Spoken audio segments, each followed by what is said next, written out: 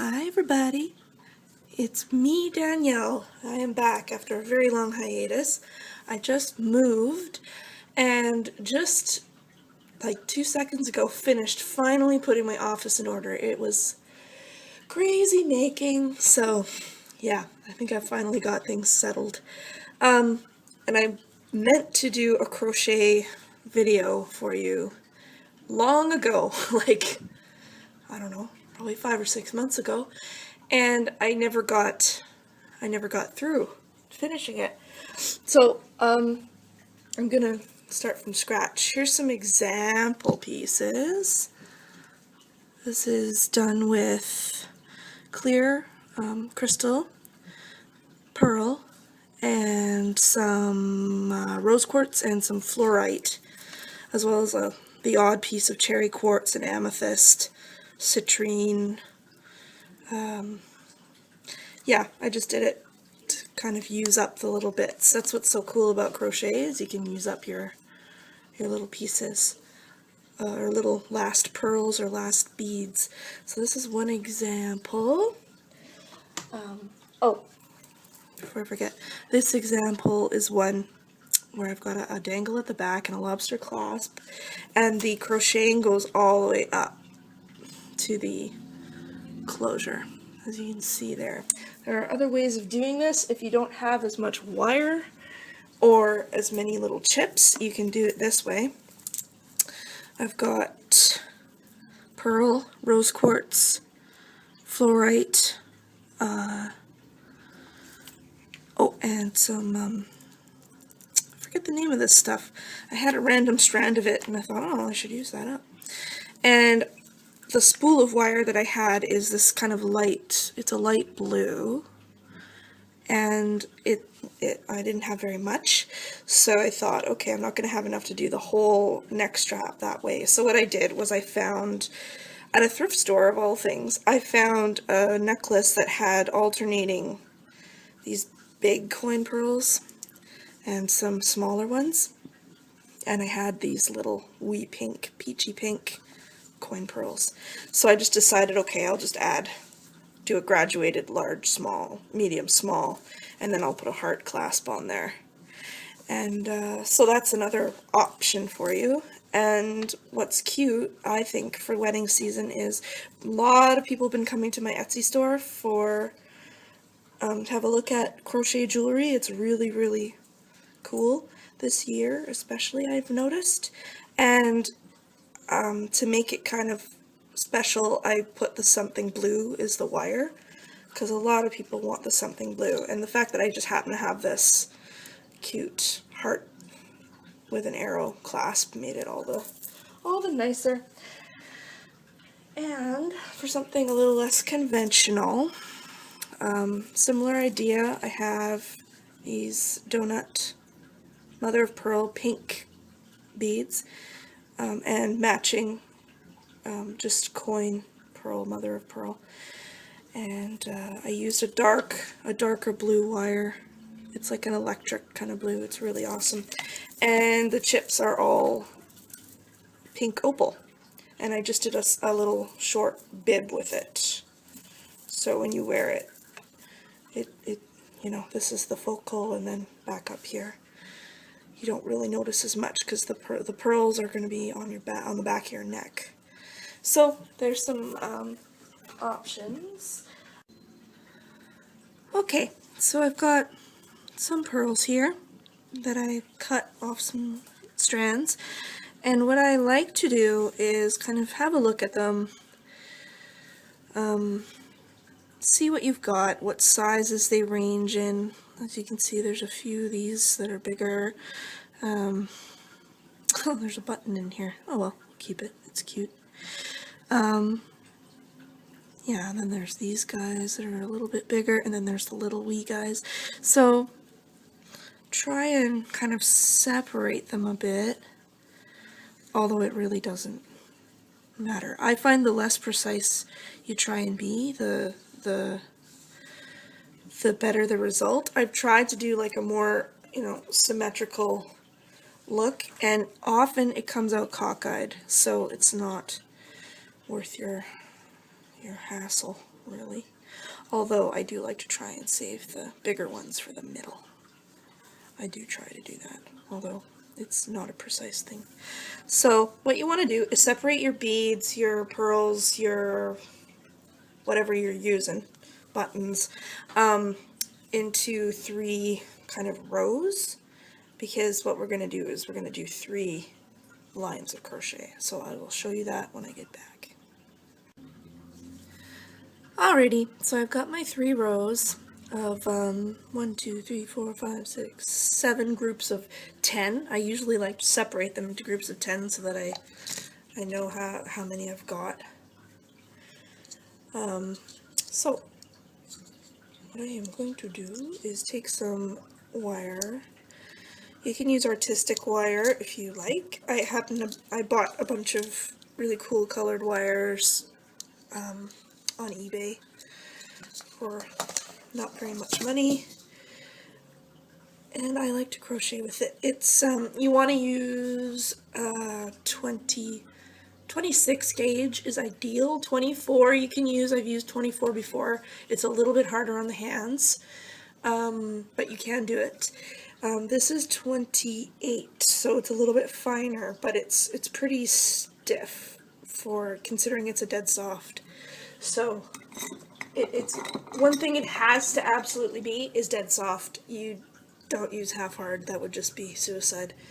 What you do is take your wire off the spool, and then you string your entire row of beads first.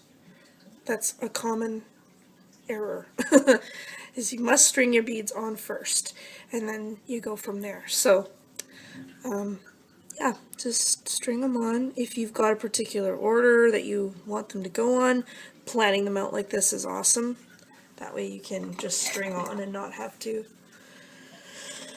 worry about it. I'm just fixing this kink in my end here. Oh, and your hook needs to be a size H or let's see, 5mm. They're really cheap. I got mine at Michael's for $1, I think, $2, something like that. So, not a big investment. Anything smaller and you'll have problems with the stitches being really small and the wire not wanting to cooperate with you.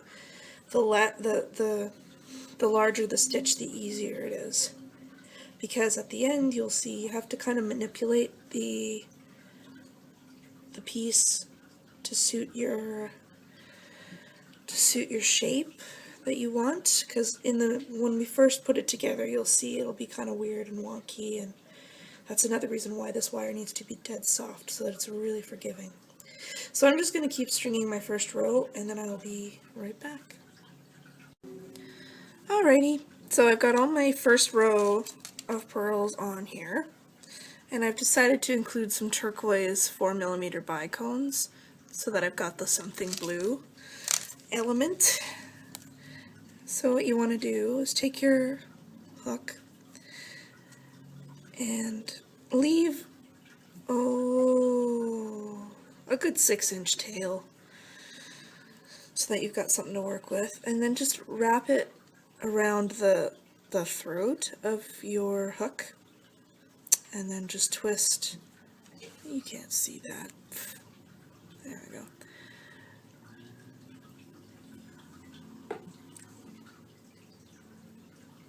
That's better. Now just twist your tail over top of your other wire. Whoops. Moving all my other beads. And just twist it a couple of times on itself so that it stays in place. Then you can move this up over to the... Don't go up here. That'll make it too small. This is where having no knowledge of crochet can come in handy, because those who crochet will want to hold it like this and, you know, do this motion. Don't do that with wire, it will break and you'll be really annoyed. So what you want to do is hold your hook like this, facing yourself. The hook should be, you know, towards you, and just take not the tail's facing this way. Take the working wire and wrap it under the hook and around the hook, like so. And then what you're going to do is focus. Come on, holy. There we go. And then what you're going to do is pull down and then pull this loop over. And you've got your first loop. The first one always looks a little bit funky like that. But as you keep doing that, you just do the same thing over and over. The loops will get more consistent as you become more used to it. So the only motion you're doing is taking your working wire, wrapping it, and then pulling down and moving the wire gently with your thumb over the hook. And then you've got a loop. So for the basic crochet necklace, what you would do is make a little bit of a lead into the necklace, I like to think of it as. I usually stitch about 4 inches or so. And then we can start incorporating beads. So I will move along here. Once you get going, excuse me, once you get going, you can get pretty fast, as you can see. It's the first getting the motion down that's the tricky bit, and then after that it's really easy. So I think I'm happy with this. So there's all my loops. Now what you want to do to start incorporating your beads is, now this is where your sense of scale and proportion come in handy. If you've decided to use large beads, only use 1 bead per stitch. I've got kind of smallish pearls here, so I can use as many as 3 per stitch if I want to. I'll use 2 for this first stitch, so you can see what I'm talking about. I've just pushed 2 to the back of the hook, wrapped around like I did before, and I'm going to pull down. And your pearls are stuck there, and they're not going to move. Also, if you're using large beads, you want to space them out a little bit, so you don't want to use a bead per stitch, or it'll be just too tight, and then it'll be kind of sitting up in your throat. It'll just look awkward. So if you're using big pieces of, stone, I made a necklace out of citrine, and the beads were big. They were, like, I don't know, 1.5 centimeters or so. They were quite big. So I spaced them out so that I could manipulate them into a nice shape to drape nicely on the neck. So do be conscientious of that, and that just comes with practice. So for this necklace, I don't have to do that if I don't want to, because my pearls are pretty little, but I think I might anyway, just space them a little bit so that we've got some room. And you can alternate. You can use 1 if you wanna. If you're using little beads like this, you can vary things. It's nice to have a bit of variation. And when you use a smaller bead, you don't have to space it every time. You could cram everything together, a couple of times and then loosen it up. It's just, that's all part of the fun. What did I do? There we go. So there I've got 3 in 1 stitch. See? That's 3.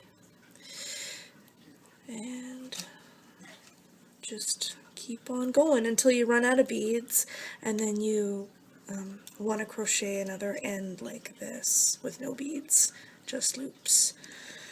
And then I will show you what to do after that.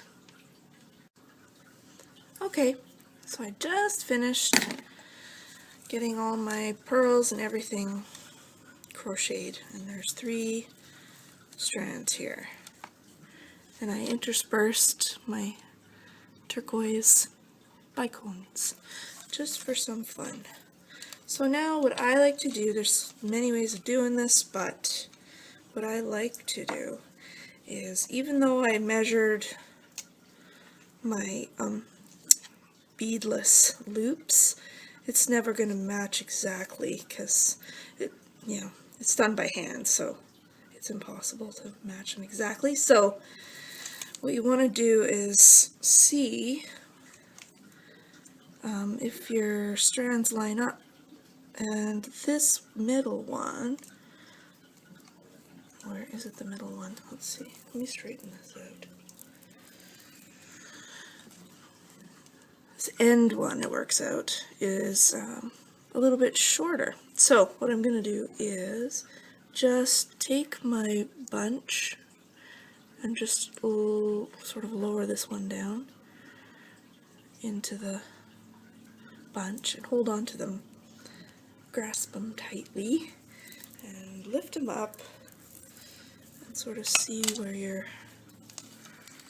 at, and if your beads are going to line up at all. And they are pretty good. See, they're never exactly in the same place. And here's the other end. So that's okay that they don't line up exactly. But to keep everything in order, what I like to do is just give this a twist, and then take your ends that you have and just wrap them together into one wire, so to speak, like this.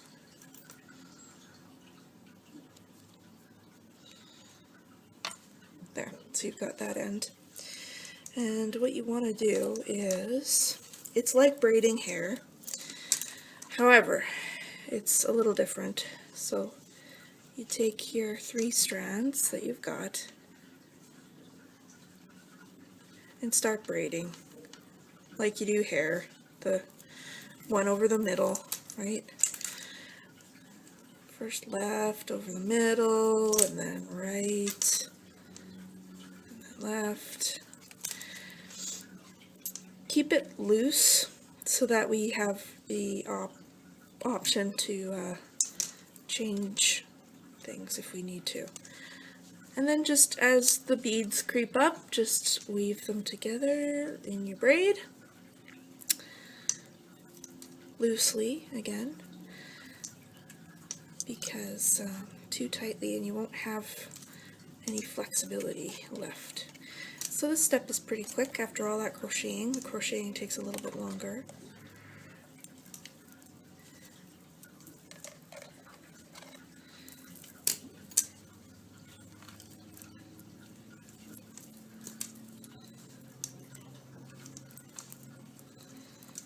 And it's really fun to have the random dispersion of the blue bicones for a bit of interest. And you'll see it starts to curl and do all kinds of weird things. That's okay, don't worry. Just keep braiding, braiding.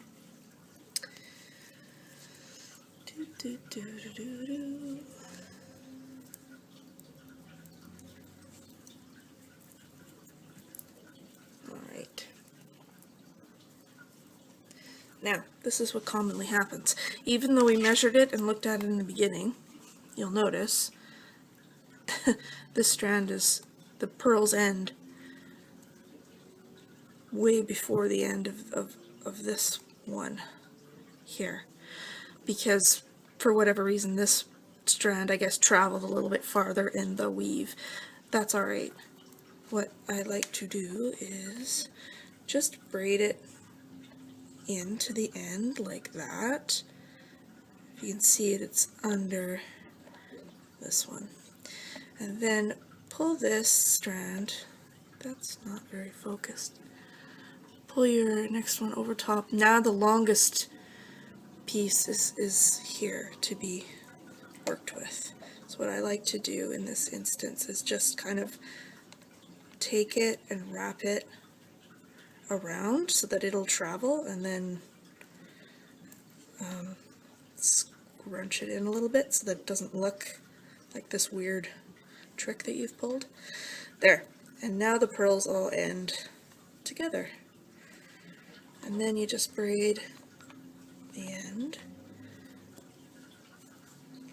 as loosely as you can.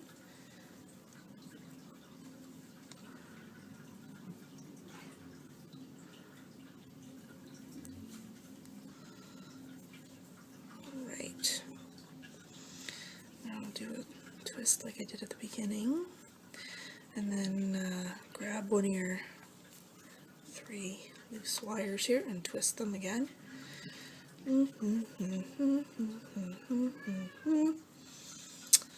Alright, so now comes the interesting part. Lay it out and have a look. It's hard for you to see this, isn't it? I'm going to change my configuration here so that you can see what I see, because this is just too small of a field. Alrighty, so I've got this sitting in my light box so that you can see what's going on better. It's laid out pretty well all on its own. Might curve that a little bit. Because it's dead soft, you can just pinch it a bit and it'll lay down. And there you have it, pretty much anyway. I love the, it looks like it's a really complicated technique, but it's not. You saw me doing it. It's really, really not that hard. Now what you got to do, if you want it, if you want to alter your length in any way, I think I'm going to leave mine the way it is. But if you wanted something more like a choker or something, what you can do is take your braid and twist it, and you know, bunch it together or whatever you feel like, really, and it'll shorten. And same with here, the beadless crochet. You can smush this way down to nothing almost, and that way you'll have a shorter length. You can't really lengthen it, but you can shorten it a couple. I would say you can get away with 2 to 3 inches, depending how tight you're wanting to bunch this up to. I don't like to bunch it up too much, but that's a matter of taste.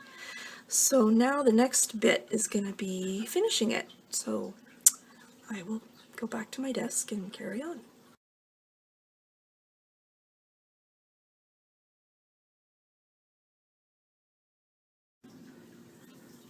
Okay, so when you've got your necklace vaguely the shape that you want it, what you want to do is get these ends ready for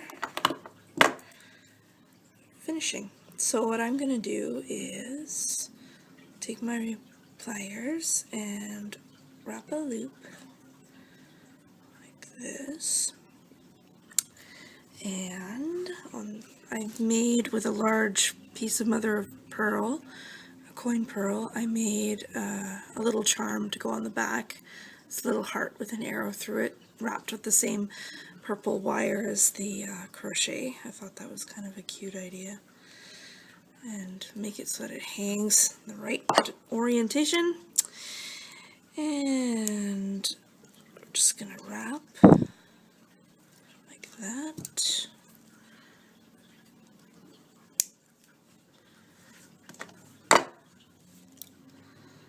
And find those ends. It can be tricky because there's a lot of stuff going on.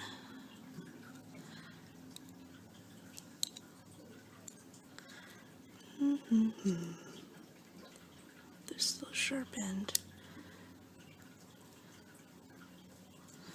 There, okay. So we've got the one side.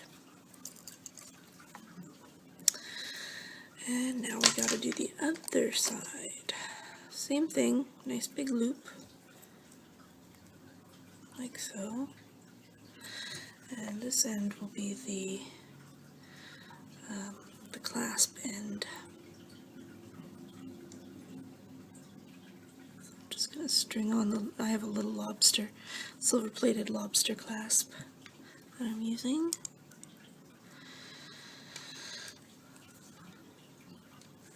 And wrap a couple of times.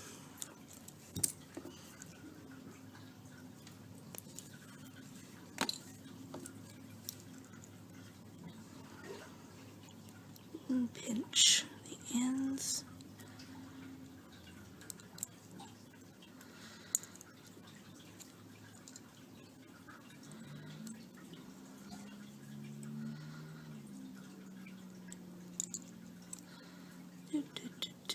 All right. Take this split ring out because I don't need it. Hey, there's a little sharp end. Stop being sharp.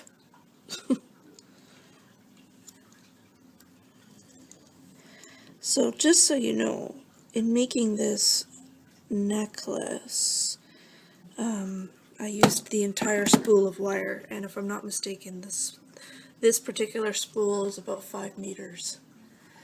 So yeah, you need quite a load of wire. If you buy the artistic stuff, that's fine. It won't take the entire spool of artistic wire. So there we have this. And just for fun, I made some, to use up the very last of the wire, the purple wire, I made these earrings with the last 2 mother of pearl coins. Just did a simple wrap and stuck them on some kidney wire. So that's that, my friends. I hope that helps. I will also make a video about that other kind of crochet where you don't braid it, you just kind of sculpt it as you go, so it's a little different. But that's sort of the basic technique. Have a good time with it. You can do a lot with this technique. It's a lot of fun. And I was so pleased to be invited to teach you how to do it. There you go. I'll talk to you soon. Bye-bye.